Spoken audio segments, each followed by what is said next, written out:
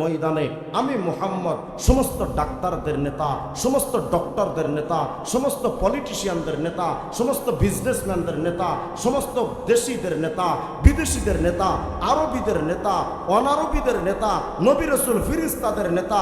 আরে কিয়ামতের ময়দানে কোথায় তোমার জিয়া এরশাদ আর মুজিব, কোথায় তোমার Lenin, Karl Marx, Mao Zedong, Abraham Lincoln? কিয়ামতের ময়দানে কোন নেতা থাকবে না, শুধুমাত্র একজন নেতা থাকবেন, মুহাম্মাদুর।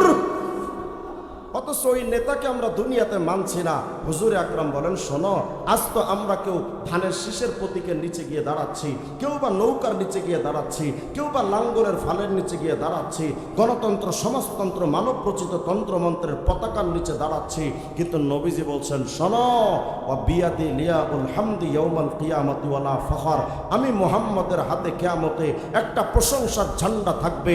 মা মিন নাবিয়্যিন ইয়াউমা ইদিন আদম ফামান সাওয়া ইল্লা তাহতা লিওয়াই, আমি মুহাম্মদের পতাকার নিচে কিয়ামতের ময়দানে সমস্ত নবী, রাসূল, ফেরেশতা পর্যন্ত এসে দাঁড়িয়ে যাবে। তা আমার রাসূলকে তো নবীরা মানে, রাসূলরা মানে। শুধু তাই নয়, এই কিয়ামত আসার আগে পৃথিবীতে একজন জলিলুল কদর নবী, নতুন শরীয়তধারী নবী হযরত ঈসা রূহুল্লাহ কালিমাতুল্লাহ, তিনি আসবেন এই দুনিয়ায়। এসে তিনি নিজের মতো চলবেন না, আমার নবীর মতো টুপি মাথায় দিবেন, আমার নবীর মতো দাড়ি রাখবেন, আমার নবীর মতো পোশাক করবেন, আমার নবীর মতো সব কিছু করবেন। আমি বোঝাতে চাচ্ছি, তোমার আমার যেই নবীকে আগের যুগের নবীরা পর্যন্ত মানতে পারলো, হাই আফসোস উম্মতে মুহাম্মদী, তুমি টুপি মাথায় দিতে আজকে লজ্জা পাও, তুমি দাড়ি রাখতে লজ্জা পাও, তোমার শরীরে পাঞ্জাবি পরতে তুমি লজ্জা পাও। অথচ যেই টুপি দাড়ি পরে চলতে তুমি আজকে লজ্জা পাচ্ছ, কিয়ামতে এই টুপি দাড়ি নূর ছাড়া দাঁড়াইতে তোমার ভেতরে ভয়ে ভূমিকম্প তৈরি হয়ে যাবে। আখিরি নবীর উম্মত হওয়ার জন্য যে যোগ্যতা দরকার, যদি ওই যোগ্যতা কারো থাকে, তাহলে অতীতের উম্মতের ছিল, আপনার আমার আখিরি নবীর উম্মত হওয়ার মতো যোগ্যতা নাই। যদি বলেন কেন? কারণ যিনি যত দামি, তার অনুসারীরাও তত দামি হওয়া দরকার। কিন্তু আমাদের কর্মের দিকে তাকাইলে কুত্তার মধ্যে আর আমাদের মধ্যে তফাৎ পাওয়া যায়। অথচ আখিরি যুগের উম্মতের আগে যারা এসেছিলেন দুনিয়ায়, হাফেজ ইমাদউদ্দিন ইবনে কাসির রাহিমাহুল্লাহ, তিনি একটি রওয়ায়াত নকল করেছেন যে হুজুর আকরাম আলাইহিস সালাম একদিন চারজন মানুষের ইবাদতের নমুনা উম্মতকে শোনাচ্ছেন, যে আগের যুগের চারজন মানুষ আমল করত। কত আমল? আবাদুল্লাহ সামানিনা আমা, ৮০ বৎসর পর্যন্ত তারা টানা আমল করেছে। লাম ইয়াসিল্লাহ তরফাত আইন, এই ৮০ বৎসরের টোটাল সময়ের ভেতরে একটা সেকেন্ডের জন্য তারা আল্লাহ নাফরমানি করে না। সুবহানাল্লাহ বলবেন না? আচ্ছা কল্পনা করেন তো, যেই লোকটা ৮০ বৎসর টানা আল্লাহর ইবাদত করলো, এই পুরা ৮০ বৎসরে একটা সেকেন্ডের জন্য আল্লাহ পাকের নাফরমানি করলো না, সেই লোকটার আমলের নমুনা কত বিশাল। উনাদের আমলের তুলনায় আপনার আমার আমল কোথায়? তারা আমল করেছেন টানা ৮০ বছর, আর আপনি আমি যদি বেঁচেও থাকি ৬০ বছর, মোটামুটি এই ৬০ বছরেও ৫৫ বছর হুদা আকিজ মিলিটেন। তাহলে তাদের তুলনায় তো আমাদের আমল নাই। আখিরি নবীর উম্মত হওয়ার জন্য তো যোগ্যতা তাদের ছিল, আমাদের তো নাই। কিন্তু আল্লাহ পাক বড় দয়া করে আখিরি নবীর উম্মত হিসেবে যে আপনাকে আমাকে কবুল করেছেন, চিৎকার দিয়ে বলেন আলহামদুলিল্লাহ। কিন্তু যেই নবীর জন্য আপনি আমি এতটা দাম পেলাম, যেই নবীর জন্য আপনি আমি এতটা মান পেলাম, আফসোস আর পরিতাপের বিষয় হলো আজকের মুসলমান সেই নবীকে ততটুকু দাম দেয় না। যেই নবীর জন্য এতটা মান পেলাম, আমরা সেই নবীকে ততটুকু সম্মান করি না। যেই নবীর জন্য এতটা মর্যাদা আমরা পেয়েছি, আমরা সেই নবীর জন্য ততটা গুরুত্ব সহকারে সেই নবীকে মানি না। আজ মুসলমানের দিকে তাকাইলে তাদের মাথায় টুপি পাওয়া যায় না, মুসলমানের দিকে তাকাইলে সুন্নাত তরিকার ওয়াজিব দাড়িটা তাদের মুখে পাওয়া যায় না। আজ আমাদের শরীরের দিকে তাকাইলে হুজুরে আকরামে সুন্নাতের অনুসরণ পাওয়া যায় না। অথচ মুসলমানের সন্তান চুল কাটা দরকার ছিল নবীজির মতো, কিন্তু তারা নবীজির মতো চুল না কেটে মেসি আর নেইমারের মতো চুল কাটছে। আজকের সময়ের মুসলমানেরা আমাদের চেহারার দিকে তাকাইলে দাড়ির কাটিংটা হয় বেঈমান বিধর্মীদের মতো কাটিং করে আমরা দাড়ি রাখছি। হুজুরে আকরামে সুন্নাত তরিকার দাড়ি আমাদের চেহারার মধ্যে শোভা পায় না। আমাদের শরীরের মধ্যে নায়ক নায়িকা, বলিউড ডালিউড নায়ক নায়িকাদের মতো পোশাক শোভা পাচ্ছে, কিন্তু হুজুরে আকরামের সুন্নতি পোশাক আমাদের শরীরের মধ্যে পাওয়া যায় না। আমাদের ব্যক্তিগত জীবনে নবীর অনুসরণ নাই। বিয়ে শাদী করছি আমরা ঠিক হিন্দুয়ানি প্রথায়, নবীজি সুন্নাত তরিকায় আমাদের বিয়ে শাদী হচ্ছে না। আমাদের সমাজ ব্যবস্থা মানব রচিত আইন দিয়া চলে। আমাদের রাষ্ট্রীয় ব্যবস্থার সংবিধান গণতন্ত্র, সমাজতন্ত্র, জাতীয়তাবাদ, ধর্মনিরপেক্ষ মতবাদের মতো চারটা কুফরি মতবাদ দিয়ে আমার বাংলাদেশের সংবিধানকে সাজানো হয়েছে। অথচ আমাদের বাংলাদেশের 90% মুসলমানের বাংলার জমিনের সংবিধান হওয়ার দরকার ছিল ইসলামতন্ত্রের সংবিধান। ইসলামতন্ত্রের সংবিধানকে বাদ দিয়ে বেঈমানদের বানানো কুফরিতন্ত্র, গণতন্ত্র, সমাজতন্ত্র, গণতন্ত্র, সমাজতন্ত্র, ধর্মনিরপেক্ষ মতবাদ, জাতীয়তাবাদের মতো চারটা কুফরিতন্ত্র দিয়ে আমার বাংলাদেশের সংবিধানকে বেঈমানরা সাজিয়ে রাখলো। আমাদের অফিস আদালত নবীর আইন দিয়ে চলে না, আমাদের আদালতে নবীর বিধান চলে না। অথচ আমরা দাবি করে বসছি আমরা উম্মতে মুহাম্মদী, আমরা দাবি করছি আমরা জিয়ার আদর্শের সৈনিক, আমরা দাবি করছি আমরা মুজিব সেনা, আমরা দাবি করছি আমরা এরশাদের অনুসারী। অথচ উম্মতে মুহাম্মদী হিসেবে আমাদের জবান থেকে আওয়াজ হওয়া দরকার ছিল আমি মুজিব চিনি না, জিয়া চিনি না, এরশাদ চিনি না, রসুল ছাড়া বিশ্বের কোনো আদর্শ আমরা মানি না। এটা হওয়ার দরকার ছিল আমাদের আদর্শের নমুনা। নবীর আদর্শ আমরা মানছি না, বেঈমানদের বানানো আইন ঠিকই আমরা মানছি। তারা যে প্রক্রিয়ায় তারা আমাদেরকে আইন দিচ্ছে সেগুলোই আমরা গিলে ফেলছি। কিন্তু উম্মতে মুহাম্মদী তো সেই হবে। আজকে যদি কেউ আওয়ামী লীগ করে বঙ্গবন্ধুর আইন ছাড়া সে চলে না, যদি কেউ বিএনপি করে জিয়ার আদর্শের সংবিধানের বাহিরে সে চলে না, যদি কেউ জাতীয় পার্টি করে এরশাদের বানানো আইনের বিরুদ্ধে সে চলে না, যদি সে চলে সে মুজিব সেনা নয়, সে জিয়ার সৈনিক নয়। এই যদি হয় বাস্তবতা, তাহলে আজ সমস্ত মুসলমানকে আওয়াজ তুলতে হবে আমি উম্মতে মুহাম্মদী লেনিনের আইন মানি না, কার্ল মার্কসের আইন মানি না, মাও সেতুংয়ের আইন মানি না, জিয়া এরশাদ মুজিব কারো বিধান মানি না। যেই সংবিধানে নবীর আইন থাকবে না ওই সংবিধান আমি মানি না। এটা তো হওয়ার দরকার ছিল আমাদের, কিন্তু আমরা সেই আইনের দিকে আমরা যাচ্ছি না। আমরা যাচ্ছি লেনিন আমাদের জন্য আদর্শ, কার্ল মার্কস আমাদের জন্য আদর্শ, মাও সেতুং আমাদের জন্য আদর্শ। আর কপাল ফাটা মুসলমানের হচ্ছেটা কি? 53 বছর আমরা অপেক্ষা করেছি দেশে শান্তি আসবে, শান্তি আসবে, শান্তি আসবে, কিন্তু আল্লাহ ঘোষণা দিয়েছেন শোনো ওয়ামান আরাদা আন যিকরি ফাইন্না লাহু মাঈশাতান দনকা। এই ইসলামের আইন বাদ দিয়া, কোরআনের আইন বাদ দিয়া ব্যক্তি জীবন চালাবি, তোর ব্যক্তি জীবনে সুখ পাবি না। তোর সমাজ ব্যবস্থা চালাবি, তোর সমাজে শান্তি আসবে না। এটা আমার কথা নয় তো, কোরআন বলছে আল্লাহর আইন বাদ দিয়া তোমার সমাজ চালাবে, সমাজে শান্তি আসবে না, রাষ্ট্র চালাবে। হ্যাঁ, 53 বছর পরে তোমার রাষ্ট্রের নাম হতে পারে ডিজিটাল, বেলা শেষে দেখবা শুধু ভেজাল আর ভেজাল, শান্তি আসেনি। অথচ আমরা কল্পনা করছিলাম কি যে অতীতের একটা সরকার ছিল চলে গেছে, এরপরে সামনে যে সরকার আসবে উনি মনে হয় আমাদেরকে শান্তি দিয়ে আমাদের দেশটাকে ভৈরা দেবে। কয়েকদিন পরে ওই সরকার যখন আসলো, যখন দেখতেছি যে না তারা শান্তি আনতে পারে না, তখন আমরা আবার রাস্তায় নামছি, মিছিল মিটিং করে সরকার খেদাও আন্দোলন করে তাদেরকে নামাচ্ছি। একটা সরকার গেছে, আর একটা এসেছে, আর একটা সরকার আসছে, আরেকটা গেছে, এভাবেই করে 53 বছর আমাদের চলে গেছে। আমরা কল্পনা করছিলাম যে এই সরকার পারলো না, আরেক সরকার আসবে, উনি মনে হয় শান্তি দিবে। এভাবে তো শান্তি হবে না। আল্লাহ বলেছেন শোনো 53 বছর কেন, 53 কোটি বছর যদি চলে যায় আল্লাহর আইন বাদ দিয়া রাষ্ট্র চালাবি, তোর রাষ্ট্রে শান্তি আসবে না।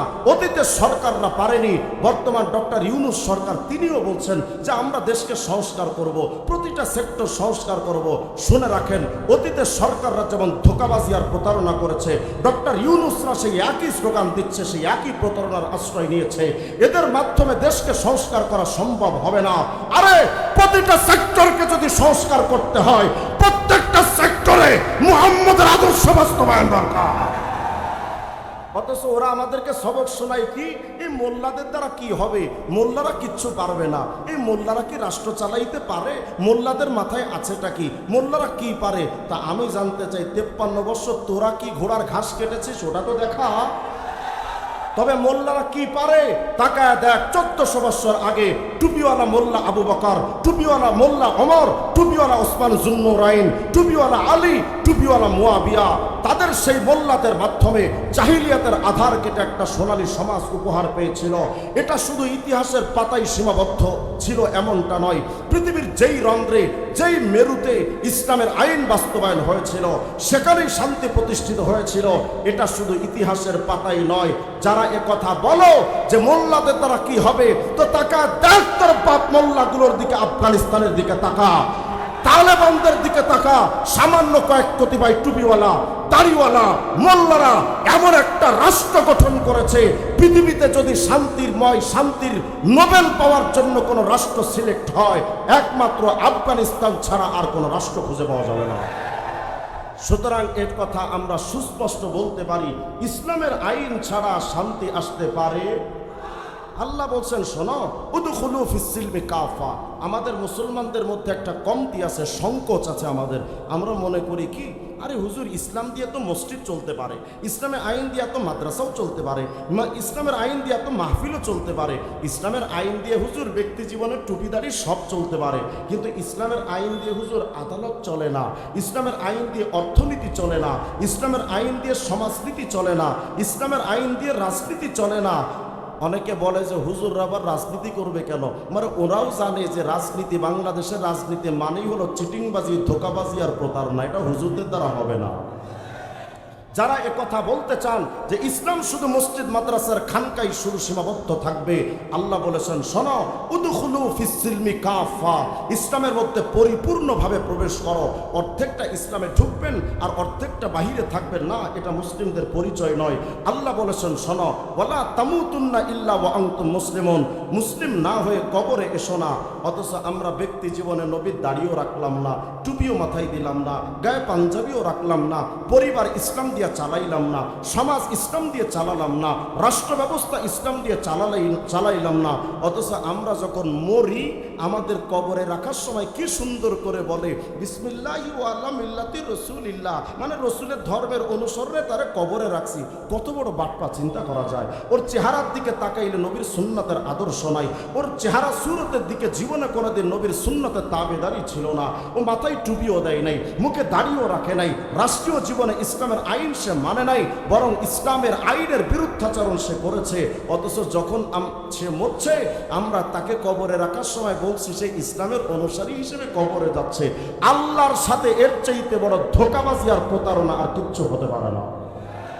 আপনি আমি ভাবতেছি, হুজুর Einstein, Newton, Maxwell, Charles Darwin, Aristotle, Ibn Sina, Ali হুজুর জানেন Vidyasagar, Lenin, Karl Marx, Mao Zedong, Abraham Lincoln, তারা যে সমস্ত জিনিস রেখে গেছে এগুলো আমাদের জন্য অনুসরণীয়। তারা কত দামি মানুষ জানেন হুজুর?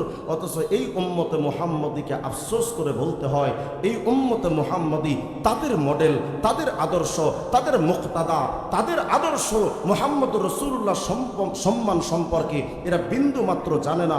আমরা আজকে যাদেরকে অনুসরণ করছি, যাকে ফেলে, অর্থাৎ নবীজিকে ফেলে আজকে যাকে আমরা অনুসরণ করছি, এই উম্মতে মুহাম্মদী যদি চিনত যে তার নবী কত দামি, এই উম্মতে মুহাম্মদী যদি বুঝতো যে তার নবী কত সম্মানী, এই উম্মত নিজের নবীর অনুসরণ ছেড়ে লেনিন, কার্ল মার্কস, মাও সেতুংদের পেছনে দৌড়াতো না। তো চলেন না আপনাদেরকে দেখাই, আপনি আমি হয়তো নবীকে মানছি না, তো কি যাবে আসবে বলেন আমার নবীর? আপনার আমার মতো এই সামান্য ক্ষুদ্র মানুষরা মহানবীর মতো মানুষকে যদি না মানে, আমার নবীর কিচ্ছু আসে যাবে না। আর সিরাজুল মুনির নামক কিতাব খোলেন, খণ্ড 3 পৃষ্ঠা 15 মধ্যে তালাশ করে দেখবেন, হুজুরে আকরাম আলাইহিস সালাম যখন মেরাজের রাত মসজিদে হারাম থেকে মসজিদে আকসাই যখন হাজির হলেন, নবীজির সাথে হযরত জিবরিল আমিন ছিলেন। একটু মনোযোগ দিয়ে শুনবেন, যেহেতু কথা অনেক বেশি, সময় অনেক কম, একটু দ্রুততার সাথে বলছি। হুজুরে আকরাম যখন মসজিদে হারাম থেকে মসজিদে আকসা গেলেন, মেরাজে যাবেন অথবা মেরাজ থেকে ফেরার পথে মসজিদে আকসাই যখন হাজির, জিবরিল আমিন তাকায় দেখলেন, আরে মুহাম্মদুর রাসূলুল্লাহ তো শুধু দুনিয়ার নেতা নন, তিনি তো সাতবক জমিন আসমানের নেতা, তিনি তো সমস্ত তারকারাজির নেতা, তিনি তো চাঁদ সূর্যেরও নেতা, তিনি তো প্রত্যেকটা গ্যালাক্সির নেতা, তিনি তো নক্ষত্রপুঞ্জেরও নেতা, তিনি তো মহাকাশেরও নেতা, তিনি সাতবক জমিন আসমান আরশ কুরসি লৌহ কলম সব কিছুর তো নেতা। কিন্তু এত বড় নেতা আজকে মসজিদে আকসাই এসেছেন, কিন্তু এত বড় নেতাকে সম্মান জানানো, শুভেচ্ছা জানাতে হবে এমন কাউকে খুঁজে পাওয়া যায় না। অথচ এই এলাকায় যদি একজন ঢাকা থেকে কোনো নেতা আসে, তাকে স্বাগতম জানানোর জন্য ফুলের তোড়া দেওয়া হয়, শুভেচ্ছা দেওয়ার জন্য তাকে ফুলের শুভেচ্ছা দেওয়া হয়। অথচ এত বড় একজন নবী আসলেন মসজিদে আকসাই, তাকে স্বাগতম জানানোর মতো কেউ নাই। হযরত জিবরিল আমিন দেখলেন, না, এভাবে চলে না, মহানবী সবচেয়ে বড় নেতা, তাকে স্বাগতম দিতে হবে। ফাআযানা জিবরাইল আল মালায়েকা, জিবরিল আমিন এবার ফেরেশতাদেরকে ডাক দিলেন। ওয়া নাযালাত মিনাস সামা, আসমান থেকে কাতারে কাতারে ফেরেশতারা নেমে আসলো মসজিদে আকসাই। ওয়া হাশারা লাহু জামিআল মুরসালিন ওয়াল আম্বিয়া, সমস্ত নবীরাও হাজির হলেন, সমস্ত রাসূলগণ হাজির হলেন। একটু মনোযোগ দিবেন, পুরা মসজিদে আকসা লোকে লোকারণ্য হয়ে গেছে, কিন্তু এসেছেন কারা? নবীরা, রাসূলরা, ফেরেশতারা। আচ্ছা কল্পনা করেন তো, যেই মসজিদে আজকে হাজির নবী, রাসূল, ফেরেশতারা, সেই মসজিদের অবস্থা, আলোক সজ্জাটা আজকে কত চমৎকার, কত চমৎপ্রদ। হুজুরে আকরাম আলাইহিস সালাম ফারাফান নবী আন নবিয়্যিন, আল্লাহর নবী তাকালেন, তাকে চিনতে পারলেন, ওই যে বাবা আদম, ওই যে নূহ, ওই যে ইব্রাহিম, ওই যে ঈসা, মূসা, সবাই মিন বাইনে কায়েম, কেউ দাঁড়িয়ে, ওয়া রাকে, কেউ রুকুতে আছেন, ওয়া সাজিদ, কেউ সিজদায় নিপতিত। হুজুরে আকরাম সবাইকে তাকিয়ে চিনতে পারলেন। ইতিমধ্যে ফাআযানা মুআদ্দিন, আযান হয়ে গেছে, ওয়া উকিমাতিস সালাহ, ইকামত হয়ে গেল। আযান ইকামতের পর ফাকামু সুফুফা, সবাই কাতারবন্দি হয়ে দাঁড়িয়ে গেছেন। যেহেতু আজানও শেষ, একামতও শেষ, মসজিদে আকসাই কাতারবন্দি হয়ে সবাই দাঁড়িয়ে গেছেন। আজকের এই মসজিদে আকসার নামাজের কাতারে, মসজিদের কাতারে যারা দাঁড়িয়েছেন তারা সাধারণ কেউ না। এদের মধ্যে আছেন বাবা আদম, খলিলুল্লাহ ইব্রাহিম, কালিমুল্লাহ মুসা, রূহুল্লাহ ঈসা, জবিহুল্লাহ ইসমাইল, বড় বড় শানদার নবীরা, জলিলুল কদর নবীরা, সবাই দাঁড়িয়ে আছেন পিনপতন নীরবতা। হযরতে জিবরিল আমিন নবীজির সাথেই দাঁড়ানো। ফাআযানা মুআদ্দিন ওয়া উকিমাতিস সালাহ ফাকামু সুফুফা, সবাই দাঁড়িয়ে গেছেন। ইয়ানতাজিরুনা মাইয়া উম্মুহুম, কিন্তু সবাই অপেক্ষমান ছিলেন। এই উম্মতে মুহাম্মদী, শোনেন আপনার নবী কত দামি। নবীকে তো চিনি না আমরা দাবি করছি ঠিক, আমরা উম্মতে মুহাম্মদী, নবী আমাদের সবচেয়ে দামি, কিন্তু নবীকে চিনি না যে তিনি কত শানদার নবী ছিলেন। হযরতে রাসূল আরবি আলাইহিস সালাম দাঁড়িয়ে আছেন, সবাই কাতারে কাতার, পিনপতন নীরবতা, কিন্তু ইমামতির মুসল্লাটা খালি। ইয়ানতাজিরুনা মাইয়া উম্মুহুম, সবাই অপেক্ষমান ছিলেন আজকের এই দামি জামাতে ইমামতি করবে। আরে এমন মহান ইমাম সাহেব আর কে আছে? সবাই কেউ কেউ তো তাকাচ্ছেন, বাবা আদম নিশ্চয়ই যাবেন, না আদমের হিম্মত হয় না। খলিলুল্লাহ ইব্রাহিম নিশ্চয়ই ইমামতি করবেন, আরে না, তার তো সাহসী হয় না। সবাই যখন দাঁড়িয়ে আছেন, পিনপতন নীরবতা, নিস্তব্ধতার আধার, কেউ সামনে এগিয়ে যায় না। হযরত জিবরিল আমিন এসে আপনার আমার নবীর ফাআখাযা বিয়াদিহি সাল্লাল্লাহু আলাইহি ওয়াসাল্লাম ফাকাদ্দামা, আপনার আমার রাসূলের হাত ধরে জিবরিল আমিন বলছেন, মুহাম্মদ আজকের এই দামি জামাতের ইমামতি করতে পারে, আরে এমন মহান ইমাম আর কে আছে? মুহাম্মদ ইবনে আব্দুল্লাহ, তুমি সামনে এগিয়ে যাও, নবী রাসূল ফেরেশতাদের ইমাম হয়ে যাও। আপনার আমার নবী তো সমস্ত ফেরেশতাদের ইমাম, সমস্ত নবী এবং রাসূলদের ইমাম, যাকে নেতা মেনে ফেরেশতারা তার পেছনে নামাজ পড়তে পারে। আর শুধু তো তাই নয়, আল্লাহর হাবিব বলেন, শোনো উম্মতে মুহাম্মদী, আমার শান বুঝো না, আমার মান বুঝো না, আমার শানে রিসালাত বুঝো না। শোনো, কিয়ামতের ময়দানে ইসরাফিল যখন প্রথম সিংহায় ফুৎকার দিবে, সমস্ত মানুষ তো জমিনে বেহুশ হয়ে পড়ে থাকবে।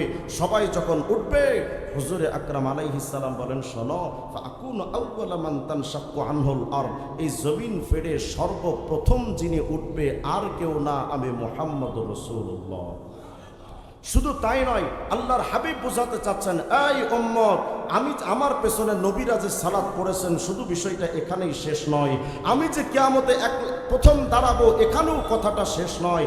জামে তিরমিজি হাদিসের কিতাবটা খুলে দেখবেন, আল্লাহর হাবিব বলেছেন, চিনো না আমারে? তোমরা আজকে নেতা মানছো লেনিন, কালমাস, মাউসেতুং, আব্রাহাম লিঙ্কন, হাবিজাবিদেরকে, নবীজিকে নেতা মারো না, তো দুনিয়াতে নেতা মানছো না, কি বা যাবে আসবে আমার নবীর? কিয়ামতের ময়দানে তো নবী ছাড়া কোনো নেতা নাই। হুজুরে আকরাম বলেন, শোনো, আনা সাইয়্যিদু বুলদি আদম ইয়াউমাল কিয়ামতি ওয়ালা ফখর। কিয়ামতের ময়দানে আমি মুহাম্মদ সমস্ত ডাক্তারদের নেতা, সমস্ত ডক্টরদের নেতা, সমস্ত পলিটিশিয়ানদের নেতা, সমস্ত বিজনেসম্যানদের নেতা, সমস্ত দেশিদের নেতা, বিদেশিদের নেতা, আরবিদের নেতা, অনারবিদের নেতা, নবী রাসূল ফেরেশতাদের নেতা। আরে কিয়ামতের ময়দানে কোথায় তোমার জিয়া এরশাদার মুজিব, কোথায় তোমার লেনিন, কালমাস, মাওসেতুং, আব্রাহাম লিঙ্কন? কিয়ামতের ময়দানে কোন নেতা থাকবে না, শুধুমাত্র একজন নেতা থাকবেন, মুহাম্মাদুর। অথচ ওই নেতাকে আমরা দুনিয়াতে মানছি না। হুজুরে আকরাম বলেন, শোনো, আজ তো আমরা কেউ ধানের শীষের প্রতীকের নিচে গিয়ে দাঁড়াচ্ছি, কেউ বা নৌকার নিচে গিয়ে দাঁড়াচ্ছি, কেউ বা লাঙ্গলের ফালের নিচে গিয়ে দাঁড়াচ্ছি, গণতন্ত্র, সমাজতন্ত্র, মানব রচিত তন্ত্রমন্ত্রের পতাকার নিচে দাঁড়াচ্ছি। কিন্তু নবীজি বলছেন, শোনো, ওয়া বিয়াদি লিয়াউল হামদি ইয়াউমাল কিয়ামতি ওয়ালা ফখর। আমি মুহাম্মদের হাতে কিয়ামতে একটা প্রশংসার ঝান্ডা থাকবে। মা মিন নাবিয়্যিন ইয়াউমা ইদিন আদম ফামান সাওয়া ইল্লা তাহতা লিওয়াই। আমি মুহাম্মদের পতাকার নিচে কিয়ামতের ময়দানে সমস্ত নবী, রাসূল, ফেরেশতা পর্যন্ত এসে দাঁড়িয়ে যাবে। তা আমার রসুলকে তো নবীরা মানে, রসুলরা মানে। শুধু তাই নয়, এই কিয়ামত আসার আগে পৃথিবীতে একজন জলিলুল কদর নবী, নতুন শরীয়তধারী নবী হযরত ঈসা রূহুল্লাহ কালিমাতুল্লাহ, তিনি আসবেন এই দুনিয়ায়। এসে তিনি নিজের মতো চলবেন না, আমার নবীর মতো টুপি মাথায় দিবেন, আমার নবীর মতো দাড়ি রাখবেন, আমার নবীর মতো পোশাক পরবেন, আমার নবীর মতো সব কিছু করবেন। আমি বোঝাতে চাচ্ছি, তোমার আমার যেই নবীকে আগের যুগের নবীরা পর্যন্ত মানতে পারলো, হাই আফসোস উম্মতে মুহাম্মদী, তুমি টুপি মাথায় দিতে আজকে লজ্জা পাও, তুমি দাড়ি রাখতে লজ্জা পাও, তোমার শরীরে পাঞ্জাবি পরতে তুমি লজ্জা পাও। অথচ যেই টুপি দাড়ি পরে চলতে তুমি আজকে লজ্জা পাচ্ছ, কিয়ামতে এই টুপি দাড়ি নূর ছাড়া দাঁড়াইতে তোমার ভেতরে ভয়ে ভূমিকম্প তৈরি হয়ে যাবে, দাঁড়াইতে পারবেন না আপনি। আল্লাহ পাক তার রসুলকে এতটা সম্মান দিয়েছেন। আমি বুঝাতে চাচ্ছি শুধু আপনাদেরকে একটি কথা, আমার নবী কত দামি ছিলেন। আরে বড় বড় নবীদেরকে আল্লাহ নাম ধরে ধরে ডেকেছেন, ইয়া আদম, ইয়া নূহ, ইয়া ইব্রাহিম। এই যে কোরআন শরীফ তাকিয়ে দেখবেন, খুলে দেখবেন, প্রতিটা পাতা, প্রতিটা আয়াত, প্রতিটা রন্ধ্রে রন্ধ্রে আল্লাহ নবীদেরকে নাম ধরে ধরে ডেকেছেন। কিন্তু এই কোরআন শরীফ আপনার হাতে দিয়ে দিলাম, একটা জায়গা আমাকে দেখাবেন যেই জায়গায় আল্লাহ তার নবী মুহাম্মদ আরবিকে ইয়া মুহাম্মদ নাম ধরে ডেকেছেন। একটা জায়গা দেখাতে পারবেন না। ওলামায়ে কেরাম এখানে আছেন, আমি ভুল বললে আমাকে সূত্রে দিয়েন। প্রতিটা আয়াতে নবীদেরকে আল্লাহ এভাবে নাম ধরে ডেকেছেন, ইয়া আদম উসকুন আনতা ওয়া যাওজুকাল জান্নাহ, ইয়া নূহ ইহবিত বিসালামি মিন্না ওয়া বারাকাতিন আলাইক, ইয়া ইব্রাহিম ক্বাদ সাদ্দাকতার রুয়া, ইয়া ইয়াহইয়া খুযিল কিতাবা বিকুওয়া, ইয়া যাকারিয়া ইন্না নুবাশশিরুকা বিগুলামিন ইসমুহু ইয়াহইয়া, ইয়া দাউদ ইন্না জাআলনাকা খলিফাতান ফিল আরদি ফাহকুম বাইনান নাসি বিল হাক্কি ওয়া লা তাত্তাবি'ল হাওয়া ওয়া মা তিলকা বিয়ামিনিকা ইয়া মূসা, ইয়া ঈসা ইন্নী মুতাওয়াফিকা রাফিউকা ইলাইয়া। এভাবে সব নবীদেরকে আল্লাহ নাম ধরে ধরে ডাকছেন, ইয়া আদম, ইয়া নূহ, ইয়া ইব্রাহিম, ইয়া ইয়াহইয়া, ইয়া যাকারিয়া, ইয়া দাউদ, ইয়া মূসা, ইয়া ঈসা। কিন্তু শুধুমাত্র আপনার আমার নবীকে আল্লাহ যখন ডেকেছেন, একটা বারের জন্য ইয়া মুহাম্মদ বলে ডাকেননি। অত্যন্ত সম্মানের সাথে, আজমতার হরমতের সাথে, মুহাব্বতার দরদের সাথে, ভালোবাসা আর নম্রতার সাথে, বড় আদর মাখা কণ্ঠে এভাবে করে আল্লাহ ডাকতেন, ইয়া আইয়ুহান নবী হাসবুকাল্লাহ, ইয়া আইয়ুহার রাসূল বাল্লিগ মা উনজিলা ইলাইকা মির রাব্বিক, ইয়া আইয়ুহাল মুযাম্মিল কুমিল লাইলা ইল্লা কালিলা, ইয়া আইয়ুহাল মুদাথ্থির কুম ফাআনদির, ইয়াসিন ওয়াল কুরআনিল হাকীম। আমি বোঝাতে চাচ্ছি, এই উম্মতে মুহাম্মদী, তোমার যেই নবীকে স্বয়ং আল্লাহ নিজে সম্মান করেন, সেই নবীর দাড়িটাকে সেলুনে গিয়া কাইটা নিচে ফালায়া মানুষের পায়ের তলার জুতার নিচে দিয়া নবীকে কতটা অপমান তুমি করো, তুমি তো টের পাও না। নবী বললেন আমার মতো টুপি বড়, বললেন না আপনি, নবীকে বুঝাচ্ছেন নবী গো আপনার টুপি আমার পছন্দ না। নবী বলেছেন আমার মতো চুল কাটো, আপনি নবীজিকে বুঝাচ্ছেন নবী আপনার মতো চুল কাটিং পছন্দ না আমার, এজন্য মেসির মতো কাটছি, নেইমারের মতো কাটি। হুজুর আকরাম বলেছেন আমার মতো পোশাক পরো, আপনি বিধর্মীদের মতো কালচারের পোশাক পরে প্যান্ট কোট টাই শার্ট ঝুলিয়ে আপনি চলছেন, আপনি কেমন জানি নবীকে বোঝাচ্ছেন নবী গো আপনার পোশাক আমার কাছে পছন্দ না, এজন্য আমি বিধর্মীদের কালচারের পোশাক পরেছি। ওয়েস্টার্ন কালচার আমরা দখল করেছি বাংলাদেশে, এখন সেই মর্মে আমরা চলছি, কিন্তু আরবে মোহাম্মদ আরবির আদর্শের কালচার আমরা বাংলাদেশে আনার সুযোগ পাচ্ছি না, চেষ্টাও করছি না। শোনেন, আপনার আমার নবীকে চিনতে হবে, আমাদের বুঝতে হবে যে নবী কত দামি। আল্লাহ বারবার বুঝিয়েছেন নবী গো আপনি তো মাখলুক, আমি আল্লাহ খালেক, আমার সমকক্ষ তো আপনি হতে পারবেন না, কিন্তু নবী আপনি জানেন আপনাকে আমি এত এত এত ভালোবাসি, আমি আল্লাহ যেখানে আপনাকেও রাখি সেখানে। আসতে বললেন সুবহানাল্লাহ। যদি বলেন হুজুর এটা কি বললেন, আল্লাহর সাথে নবী কোথায় কোথায়, তো তাকায় দেখেন না, আল্লাহ বলছেন অনবী আলহামদুলিল্লাহি রাব্বিল আলামিন, নবী আমি আল্লাহ কিন্তু সকল জগতের রব। সকল জগৎ বলতে শুধু দুনিয়াই যে জগৎ বিষয়টা এমন নয়, এর বাহিরে আরো কোটি কোটি জগৎ আছে। এই মাথার উপরে যে সূর্যটা, এই সূর্যটা বিজ্ঞান বলছে এই সূর্যটা পৃথিবীর চাইতে 13 লক্ষ গুণ বড়। সুবহানাল্লাহ। কি ভাবতেছেন মোটামুটি দেওয়ানবাগি পীরের পেটের মতোই তো নাকি? পৃথিবীর চাইতে 13 লক্ষ গুণ বড় সূর্য। ওই সূর্যটা যত বড়, এর চাইতে 500 কোটি গুণ বড় একটা তারকা, নাম ইউআই স্কুটি। শুধু একটা নয়,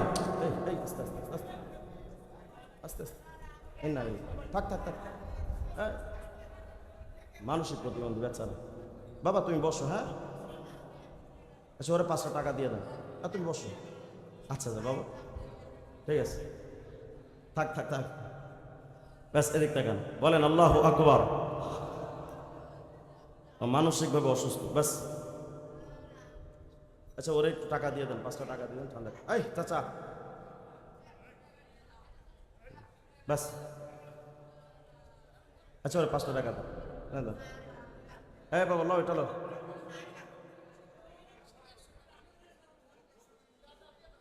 আচ্ছা বসেন বসেন,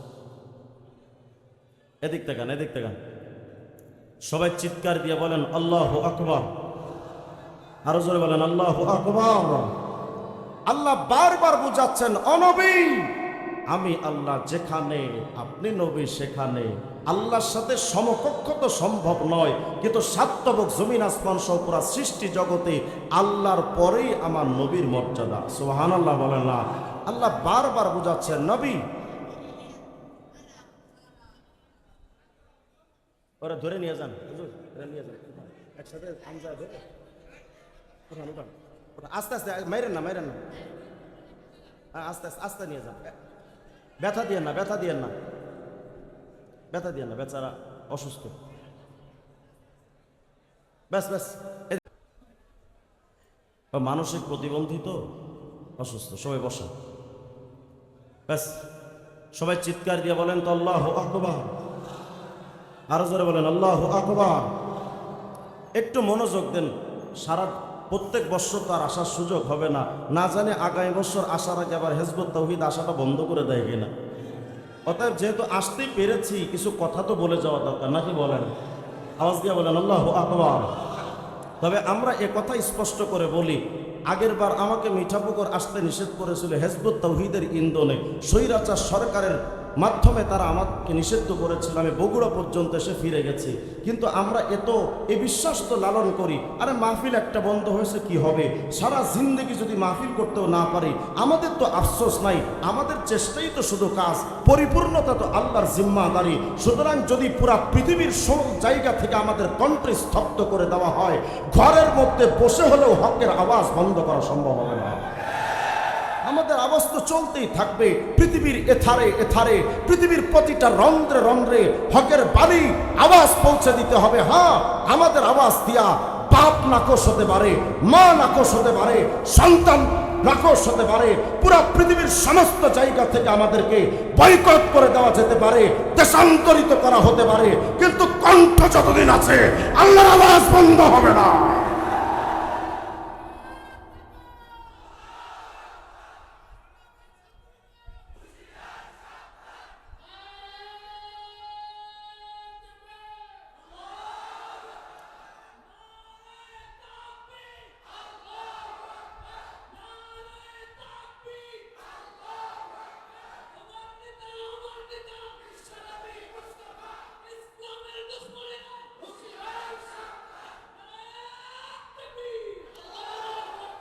আমরা তো আমাদের নবীকে চিনি না যে কত নবী কত দামি। আল্লাহ বলছেন, অনবী, সকল জগতের রব কিন্তু আমি আল্লাহ। সকল জগৎ বলতে এই পৃথিবীর চাইতে 13 লক্ষ গুণ বড় সূর্য, সূর্যের চাইতে 500 কোটি গুণ বড় এক তারকা, বিগ বস এক তারকা, ইউআই স্কুটি, এক একটা গ্যালাক্সির মধ্যে, আমরা যে গ্যালাক্সিতে বাস করি, বিজ্ঞানের তথ্য, এগুলো মোল্লাদের তথ্য না। বিজ্ঞান বলেছে আমরা যে মিল্কি ওয়ে গ্যালাক্সিতে বাস করি, এই মিল্কি ওয়ে গ্যালাক্সির ভেতরে পৃথিবীর চাইতে 13 লক্ষ গুণ বড় যে সূর্য, ওই সূর্যের মতো 4000 কোটি জগৎ আছে। শুধু তাই নয়, সূর্যের চাইতে 500 কোটি গুণ বড় যে তারকা, এমন ছোট বড় মাঝারি তারকা, এক গ্যালাক্সির মধ্যে 40 থেকে 50 হাজার কোটি তারকা বাস করে।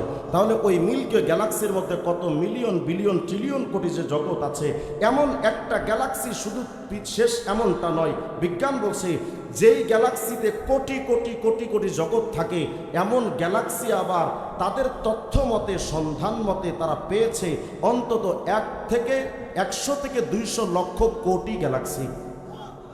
তাহলে এই মহাকাশের মধ্যে কত হাজার কোটি জগৎ আছে, হিসাব করা সম্ভব না। এর ওপরে মহাকাশ, সাতবক জমিন আসমান, আরশ আছে, কুরসি আছে, লৌহ কলম, জান্নাত জাহান্নাম, সকল জগতের রব তো আল্লাহ। আল্লাহ বলছেন, নবী গো, আলহামদুলিল্লাহ রব্বিল আলামিন। ও নবী, সকল জগতের রব আমি আল্লাহ। তো নবী, আমি আল্লাহ তো চাই, আমি যেখানে তুমি সেখানে। তো নবী শোনো, সকল জগতের রব আমি আল্লাহ। ওমা আরসালনাকা ইল্লা রাহমাতাল লিল আলামিন। নবী, যেই যেই জগতের রব আমি আল্লাহ, ওই জগতের রহমত আপনি আমার হাবিবুল্লাহ। নবীকে তো চিনলেন না, আল্লাহ বুঝাচ্ছেন, অনবী, আমরা এখানে যারা আছি আমাদের নবী আখিরি নবী, এটা আমরা বিশ্বাস করি তো?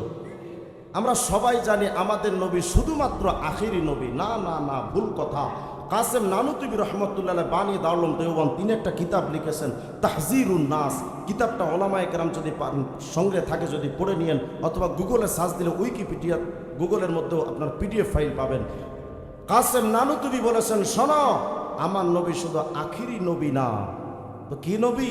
আমাদের রসুলকে একজন জিজ্ঞেস করেছেন, নবী গো, মাতা কুনতান নবিয়্যা, আপনি কখন থেকে নবী? তো হুজুর আকরাম বলেন, এই জানো না, আনা নবিয়্যুন ওয়া আদমু বাইনা রূহি ওয়াল জাসাদ। এই আমি তো তখনও নবী ছিলাম যখন আদমকে সবে মাত্র সৃষ্টি করা হচ্ছে। আসতে বলেন সুবহানাল্লাহ। তাহলে আমাদের নবী শুধু কি শেষ নবী, না শুরুরও নবী? আমার নবী শুরুর নবী, আমার নবী শেষ নবী। কেন? আল্লাহ বুঝাচ্ছেন, ও নবী, হুয়াল আউয়াল ওয়াল আখির ওয়াজ যাহির ওয়াল বাতিন। আমি আল্লাহ প্রথম, আমার আগে আল্লাহ নাই।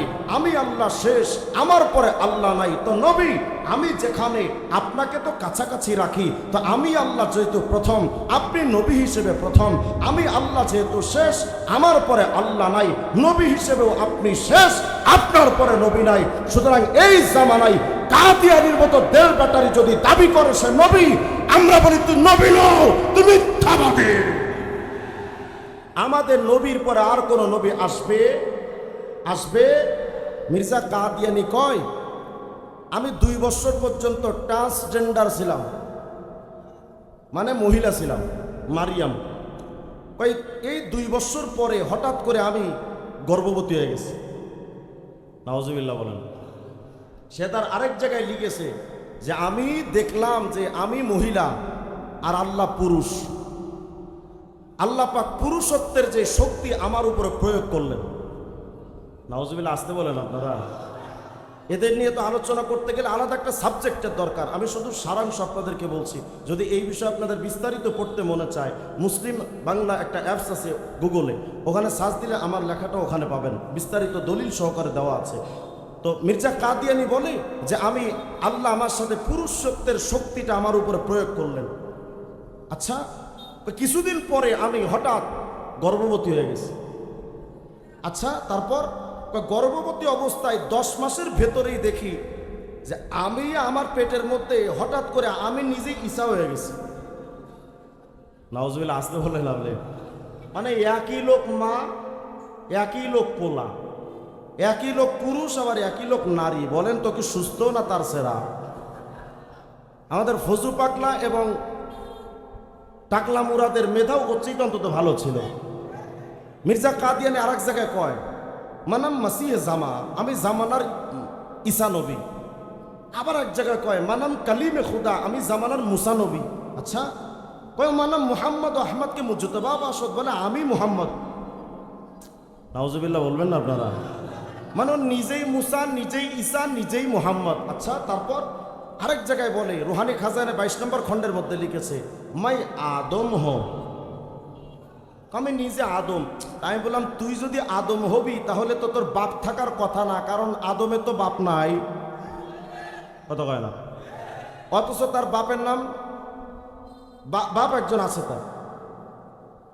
তো যদি তুই আদম হবি তাইলে তোর তো ওটা বাপ না, আর যদি তোর বাপ থাকে তাহলে তুই আদম না, তুই মিথ্যাবাদী। এরপরও যদি বলিস না যে আমি আদম আবার আমার বাপও আছে, তাহলে আমরা কথা বলতে পারি তুই যার বাপ ডাকিস ও তোর আসল বাপ না, তার মানে তোর দাবিতে তুই পাক্কা হারামজাদা। আবার বলে মাই আদম হো, আচ্ছা মাই নূহ হো,